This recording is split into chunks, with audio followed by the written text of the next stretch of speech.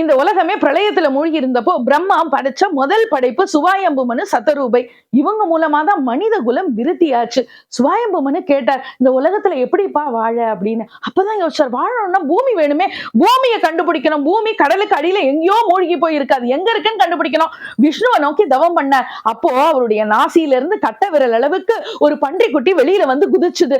அது நிமிஷத்துக்கு நிமிஷம் நேரத்துக்கு நேரம் அப்படியே விஸ்வரூபமா அவதாரம் எடுத்து யஜ்ஞ வராகரா மகாவராகரா அவதாரம் எடுத்து வெளியில வரும்போது நடந்தா யானை போன்ற அதிர்வு, சிங்கம் போல கர்ஜனை முழங்கிட்டே வெளியில வந்தார். எல்லாரும் தேவர்கள் எல்லாம் அதிசயத்து பார்த்தாங்க. அப்படி அவ்வளவு அழகா பெருமாள் வெளியில வந்தார் வராகமூர்த்தியா. ஆண்டாள் நாச்சியார் பாடுறா, மானமிலா பன்றியாம் தேசுடைய தேவர் திருவரங்க செல்வனார் என்று வியந்து பாடுகிறாள் ஆண்டாள். அப்படி வந்த வராகமூர்த்தி கடலுக்கு அடியில போய் அதல விதல சுதல அப்படி நிறைய உலகம் இருக்கு, ரசாதல உலகத்துல இருந்து பூமியை மீட்டு மேல கொண்டு வரார். தன்னுடைய கோரை பற்களால தூக்கிட்டு வரார். அப்படி தூக்கிட்டு வரும்போது கோரை பற்களுக்கு நடுவுல இருக்கிற இந்த பூமி ஒரு சின்ன பொட்டு மாதிரி தெரிஞ்சுதான். அப்ப வராகமூர்த்தி எந்த அளவுக்கு பெருசா இருப்பாரு நீங்க கற்பனை பண்ணி பார்த்துக்கோங்க.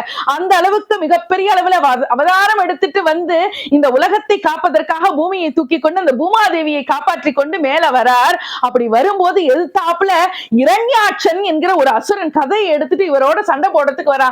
அந்த இரண்யாட்சனை வதம் பண்ணியவர் வராகமூர்த்தி தானே.